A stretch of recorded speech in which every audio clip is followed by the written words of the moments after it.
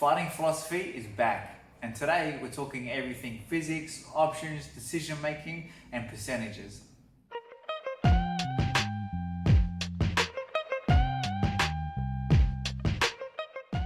So this is something that I worked out a little while ago, and it's that the only thing we absolutely have to do, and only rules we have to follow, are the rules of physics. We have to obey the laws of physics. Everything else is optional. Just let that sink in.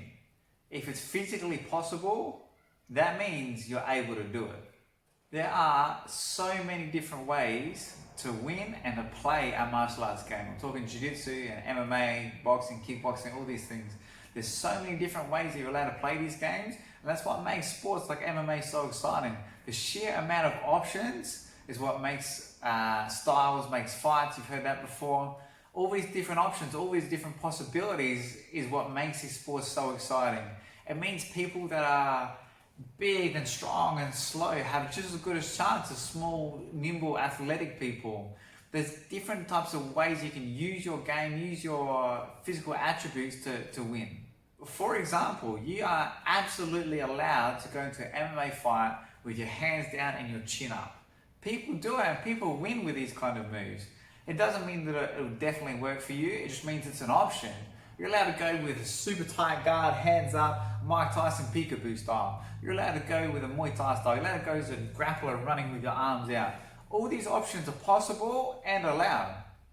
Now, just because these moves are allowed doesn't mean that you should do them. I'm not saying that you should go into a fight with your hands down.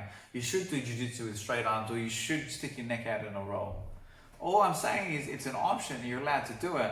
But these moves probably aren't as guaranteed to give you success. They're not as high a percentage chance of winning as you would if you had your hands up, you did all the normal fundamental things that we normally teach you. And that's where fundamentals come from. Fundamentals just come from the highest percentage things that are going to get you to victory. For example, you're much less likely to get knocked out if your chin's down, shoulders up, hands up. If we taught everyone to have their hands down and try to rely on your eyes straight away, we'd have a lot of problems. But instead, we try to teach you a good guard, we try to teach you good footwork and good fundamentals. And the only reason these are good fundamentals is because they work for a higher percentage of the population. And obviously that's why as a coach, I teach the way I do, and why your coach, more than likely, everyone's coach teaches the way they do. They want you to have the best chance of success. So I'm sure that they know spinning hook kicks are possible, calf kicks are a thing, heel hooks are great, but maybe these aren't the highest percentage things that you should start with. They're probably going to teach you like a normal fighting stance, a jab cross hook, going to teach you an armbar from mount, the basic fundamentals that have a higher chance of winning. When you have so many options, you have to pick somewhere, and you have to have a way to pick these options. And all the coaches do is pick the ones that work the most often and then give them to you. But obviously, you're not everyone. You might be a little bit different. You might have a game where you have super flexible legs, and maybe spinning hook kicks is your thing.